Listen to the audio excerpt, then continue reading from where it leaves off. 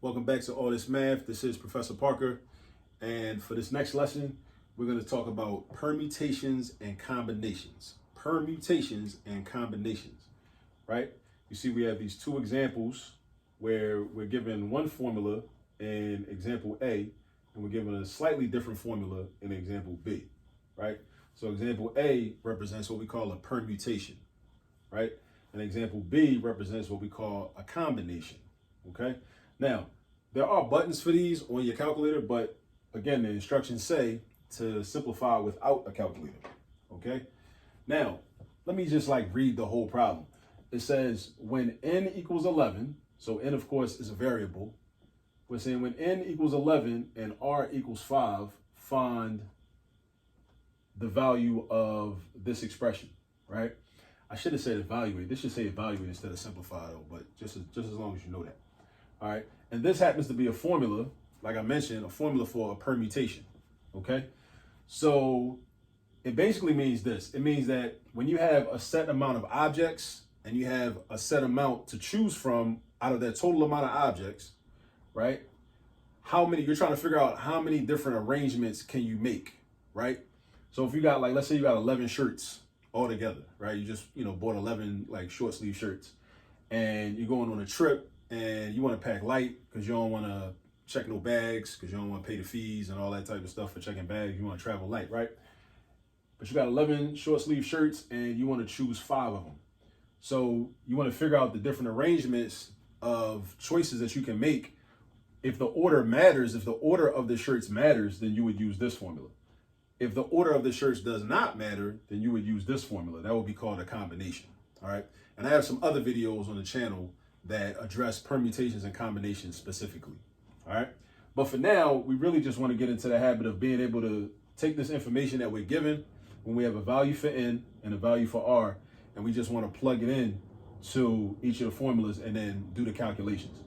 All right, so for part A, we have permutation formula. N factorial divided by the quantity of n minus r factorial. Now again, factorial. What does factorial mean? Factorial means you take that number and then you multiply that number by each previous or each lesser integer that comes prior to that all the way down to number 1. So for example, if my number was 4 and we had 4 factorial would be 4 times 3 times 2 times 1. You stop right there. You don't multiply by 0, because if you multiply by 0, that's going to make the product 0 anyway. And you could have just saved yourself the time and just changed it to a 0 automatically. You don't go into the negative numbers. You stop at positive 1. All right. That's how we use factorial. So when you see that exclamation mark in a math problem, you might be wondering, why is there an exclamation mark in a math problem? And why is this number so excited, right? It just means that you multiply that number by every previous number, every previous integer, because you don't multiply by decimals and fractions. You only multiply by every previous integer down to positive 1, and then you stop there. So let's see what this looks like. So it says n is 11 and r is 5. So we're going to substitute. Wherever I see an n, I'm going to replace it with an 11. Wherever I see an r, I'm going to replace it with a 5. So this is going to become 11 factorial divided by n minus r, 11 minus 5 factorial. I could have just made it 6, but I want to actually show all my steps. All right. So I got 11 factorial on top, and I got the quantity of 11 minus 5 factorial on the bottom. So I'm going to just simplify a little bit. I got 11 factorial divided by, now 11 minus 5 is 6. So I got 6 factorial down bottom. So you see where the 6 came from, because 11 minus 5, the difference of those is 6. Okay. So now, without a calculator, I got 11 factorial. So that's going to be 11 times 10 times 9 times 8 times 7 times 6 times 5 times 4, all the way down to positive 1. But I'm not going to do all that. Watch what I do. I'm going to show you this math trick, right? This is a factorial math trick, right? When I have a fraction and I want to simplify. I'm going to write this out. I'm going to do 11 times 10 times 9 times 8 times 7 times 6, and I'm going to stop at 6. I'm going to stop at 6. Now, why did I stop at 6? I stopped at 6, and I'm going to write my factorial symbol again, because I don't need to write the times 5, 4, 3, 2, and 1. I don't need to do all that.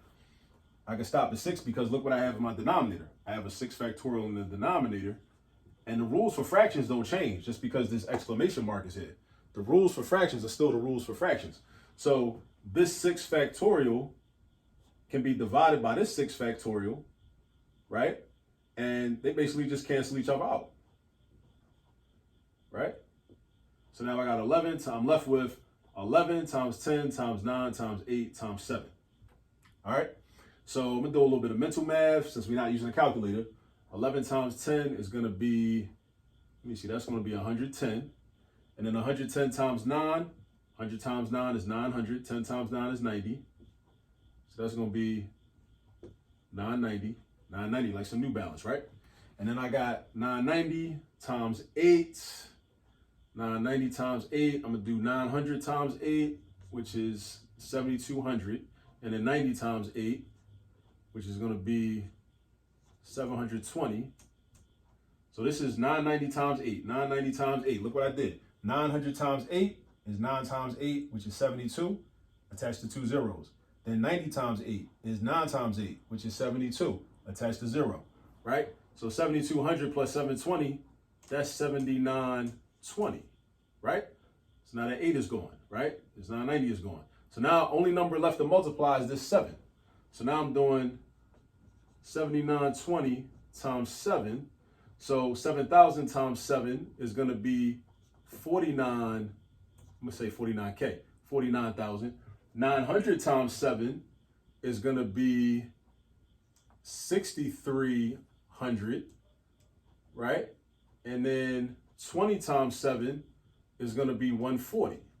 So 7,920 times 7 is the same thing as 7,000 times 7. That's 49,000, right? Because you got 7,000 7 times. 7 times is 49. But then you got to attach those 3 zeros. So you get 49,000, right? And then 900 times 7, you got to know your multiplication facts too, if I neglected to say that. 900 times 7 is the same as 9 times 7 with 2 zeros attached to it. So 9 times 7 is 63. With the 2 zeros, that's 6,300. And then 20 times 7 is the same thing as 2 times 7, which is 14, with a 0 attached to it, 140. Then we just got to add these up. So 49,000 plus 6,300. So 49,000 plus 6,000 is 54,000 plus, and then 300 plus 140 is 440. And then 54K plus 440 is just 54,440.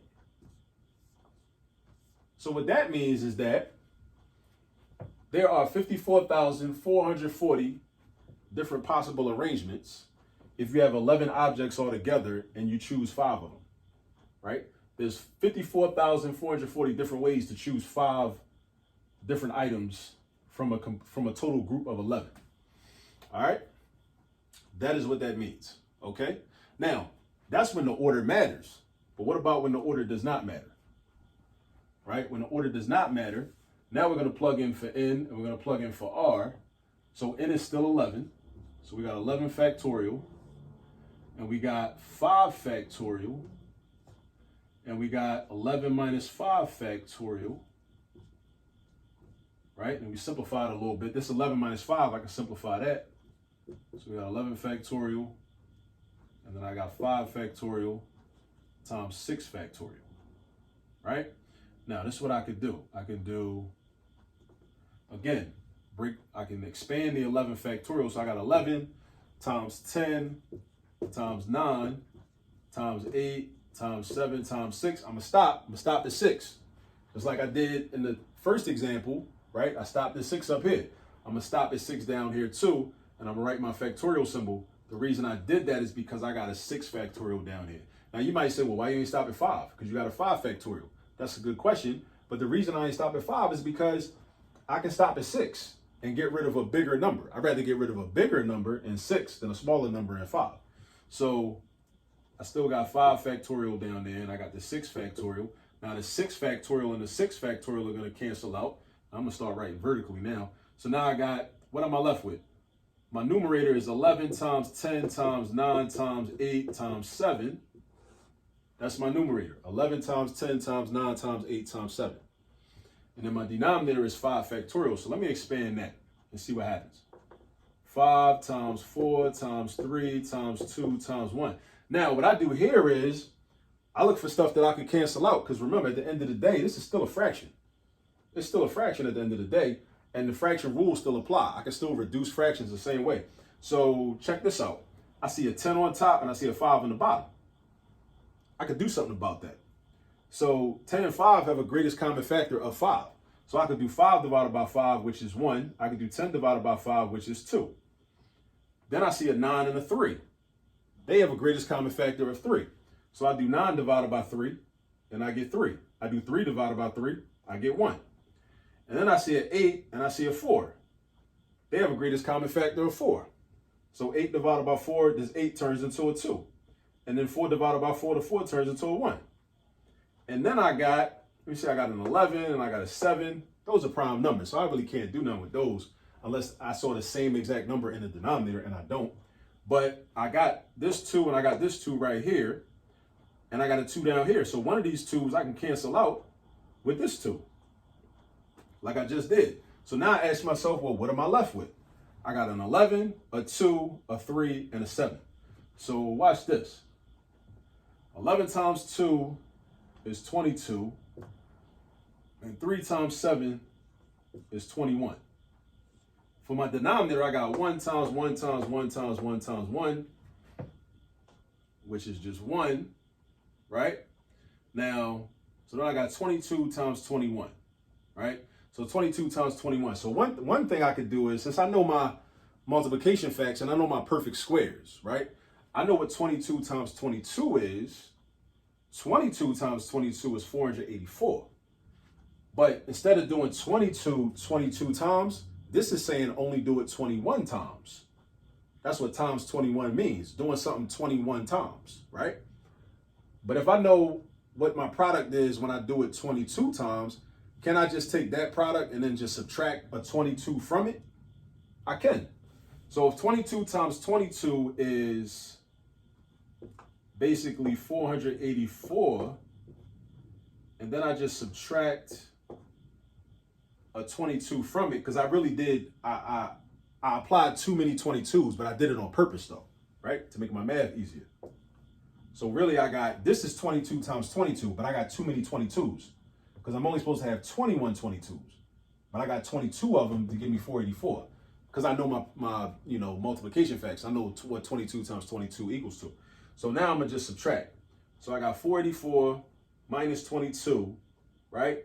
So 44 minus 22, I would take 20 away from 44 to get 464, and then 464 minus 2 is gonna give me 462. So basically we got 462 when we utilize this formula. All right?